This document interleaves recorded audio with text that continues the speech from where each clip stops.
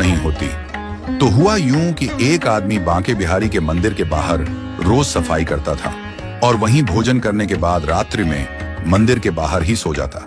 एक दिन पुजारी जी ने सोचा कि यह आदमी इतनी मेहनत करता है तो चलो इसे कोई काम देते हैं। अब आदमी से पूछा गया कि गैया चरा सकते हो? तो उस आदमी ने पूछा कि गैया किसकी है, क्योंकि मैं ठाकुर के अलावा किसी का काम नहीं करता।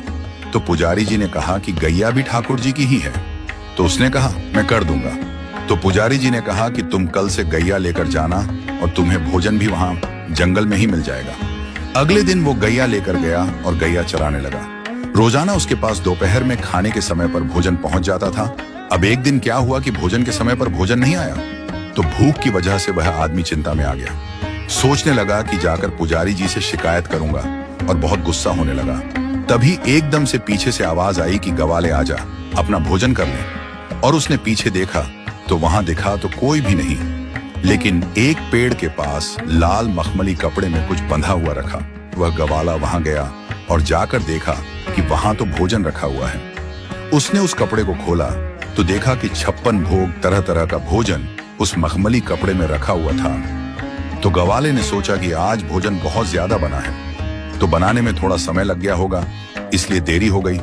लेकिन फिर भी उसने कहा कि आज कोई आदमी दिखाई नहीं दे रहा है जो भोजन लेकर आया, तो कहीं ऐसा तो नहीं कि ठाकुर जी खुद ही भोजन लेकर आए हों। क्योंकि वह कृष्ण का इतना अनन्य भक्ता था, तो उसे विश्वास था कि कृष्ण कभी भी उसके पास आ सकते हैं। उसने आराम से भोजन किया और वो लाल कपड़े में सारे बर्तन बांध करके शाम को पुजारी जी के पास पहुंचा और जाकर बोलता है, पुजारी जी आज आपका कोई आदमी भोजन देने नहीं आया? मुझे लगता है कि आज ठाकुर जी खुद भोजन देने आए। पुजारी जी बोले कि आज तो भोजन बना ही नहीं, क्योंकि आज तो एकादशी का दिन है, आज तो व्रत है सबका। और पुजारी जी ने देखा उसके हाथ में लाल मखमली कपड़े में जो बर्तन है वो वही बर्तन है जिसमें रोज ठाकुर जी का भोग लगता है। तो पुजारी जी ने पूछा कि कोई भी तुम्हें भोजन देने नहीं आया? आदमी बोला नहीं, मुझे तो एक आवाज आई थी, ग्वाले भोजन कर ले। पुजारी जी को पता चल गया कि आज ठाकुर जी स्वयं इसके लिए भोजन लेकर गए। तो पुजारी जी ने सोचा कि ठाकुर जी का इतना अनन्य भक्त है तो इसको मंदिर से दूर नहीं भेजना चाहिए। तो पुजारी जी ने कहा कि आज से तुम्हारी ड्यूटी मंदिर में ही है, यहीं रात को चौकीदारी करो, मंदिर का ध्यान रखो। मंदिर के द्वार बंद होने के बाद कोई भी मंदिर में आए जाए नहीं। तो उस रात से उस ग्वाले की ड्यूटी शुरू हो गई। वो मंदिर की चौकीदारी कर रहा था, तभी आधी रात को स्वयं बांके बिहारी बाहर आए और चौकीदार से बोले कि मुझे जाने दो। उस ग्वाले ने ठाकुर को रोक लिया। तो ठाकुर जी ने पूछा, भाई मुझे क्यों रोक रहा है, मुझे तो जाने दे। ग्वाला बोला, नहीं, मुझे पुजारी जी ने बोला है कि यहाँ से कोई भी आए जाए नहीं, तो आप भी अंदर जाइए और यह आराम का समय है तो आराम कीजिए।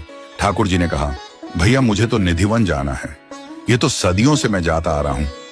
अब क्योंकि ठाकुर जी तो छलिया थे, तो ठाकुर जी ने ग्वाले को मोह लिया और उसे बोला कि अच्छा ऐसा करो कि तुम मेरे साथ चलो और कुछ समय वहां रहकर वापस आ जाएंगे।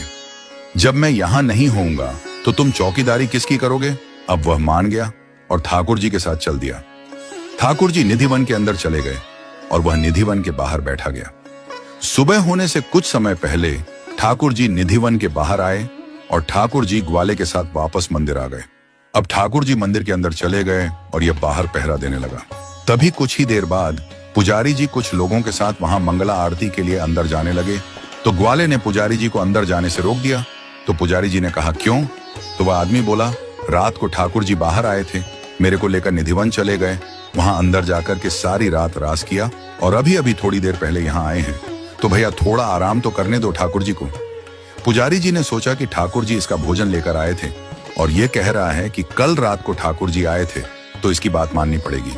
यकीन मानिएगा दोस्तों, पुजारी जी सब लोगों के साथ वहीं बैठ गए और सुबह हो गई। और जब धूप निकल आई तब ग्वाले ने बोला कि अब आप जाकर पूजा कर सकते हो। तब से लेकर आज तक कभी बांके बिहारी के मंदिर में मंगला आरती नहीं होती और केवल साल में सिर्फ एक दिन मंगला आरती होती है और वह दिन है जन्माष्टमी का दिन।